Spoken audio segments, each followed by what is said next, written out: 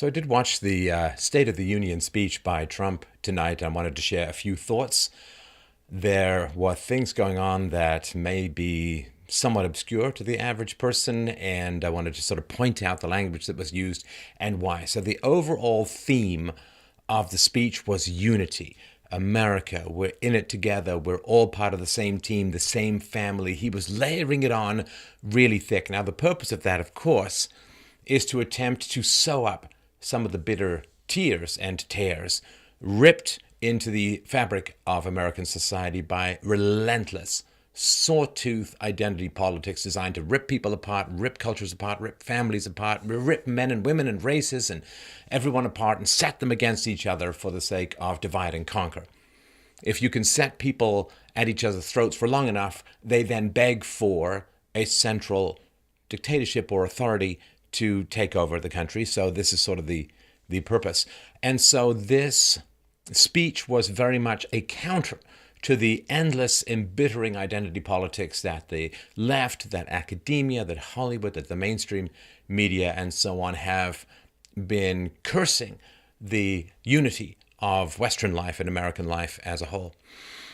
Now, of course, a lot of people who are against Trump, or certainly not Trump supporters, watch the State of the Union just out of curiosity. And what's amazing to me is that Trump really focused, of course, as one would expect, on his list of accomplishments, on jobs, on tax relief, on like a wide variety of things. And for a lot of people, this really, if they consume the mainstream media, this is the first time they've probably heard about any of these accomplishments. It's kind of dizzying for people.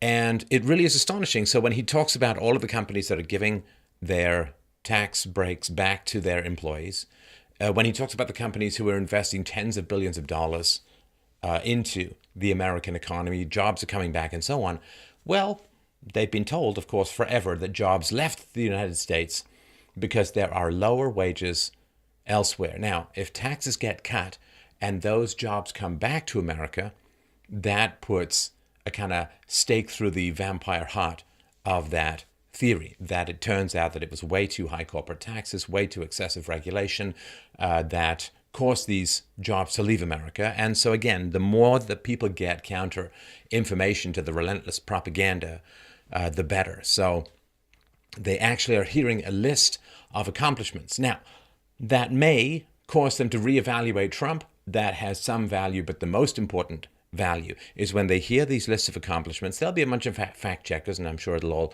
check out. This would have been a very carefully vetted speech. But what's going to happen is when they see a list of accomplishments, and there are very few human souls that are so corrupt that they don't want to have a glimmer of hope of a country turning around and heading in the right direction, the relationship that it's most important for these people to reevaluate, to become skeptical, was not their relationship with Trump, but their relationship to the mainstream media. They've been fed a nonstop diet of panic mongering, of fear mongering, of Russian collusion, of you name it. And here they're actually hearing and seeing a list of Trump's accomplishments, his administration's accomplishments, which they will not have heard from the mainstream media. Hopefully, that puts a crack in the biodome of propaganda that is being built, Darth Helmet style, around the American voter's brain, and they get a view of that. Now, the speech was good. It was solid. It's not the kind of speech that I would write or that I would give, which is why I'm here and not there, I'm sure, which is a good thing, I think, for everyone.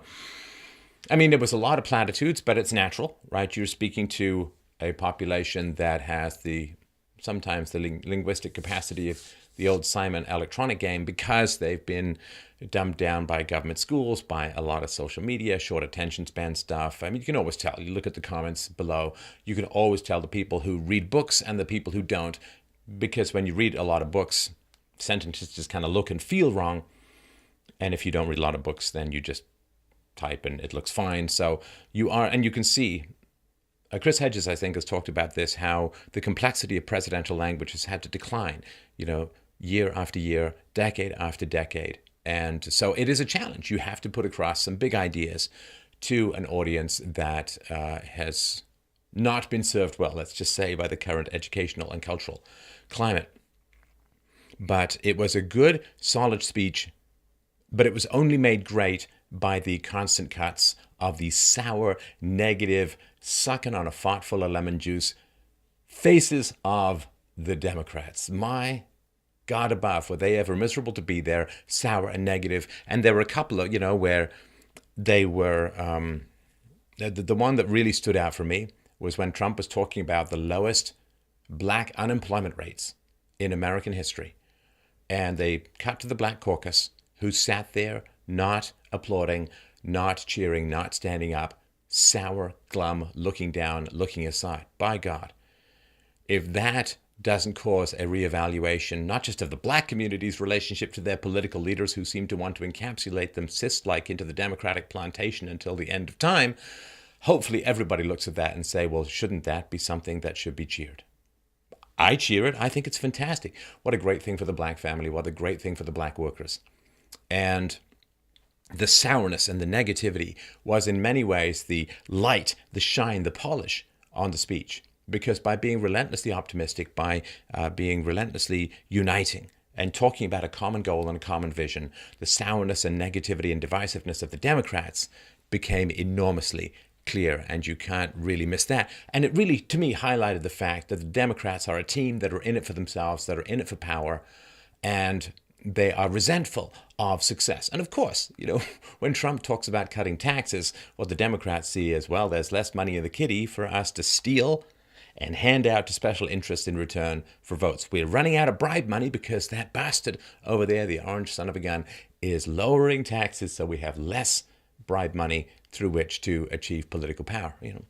Some people want to set you free, and other people want to give you free stuff. And the two really are at opposite ends of the moral and the political spectrum. So the fact that the Democrats were negative on tax cuts, that they were negative on the data about illegal immigrant crime, and also that they were negative on Trump's amnesty plan, which is sort of a slow walk, 12 years and blah, blah, blah, although there is this fantasy that somehow courts are going to evaluate the moral character of millions of illegal immigrants.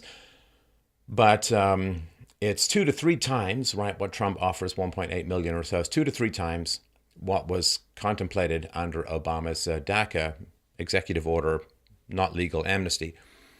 And the fact that the Democrats were sour over 2 to 3 times what President Obama wanted and got enacted means that there's no upper limit. And that should be really, really clear to everyone. There's no upper limit. Now they're talking about, well, Jorge Ramos was talking about, well, what about the 12 million? And of course, everyone knows it's way more than 12 million. As Ann Coulter's talked about, it's probably 2.5 times that, 20, 30 million. There's no upper limit. And those 20 or 30 million can each bring in, 5 or 7 or 8 family members. I mean, there's no upper limit. They want everyone in the world to move there because that will cement their political power for an eternity, right? You bring people in from the third world, they're going to vote for the Democrats because the Democrats can't convince you of a good argument, so they're going to import people to vote over your particular preferences. More Americans these days want no immigration at all, like a complete stop to immigration, than want any current system to continue. And that's very, very important. The same thing in Europe. People just desperate to stop this mad flow of immigration, this unbelievable, virtually irreversible social experiment on how everyone's going to live together without a common language, culture, history, structure, religion, you name it.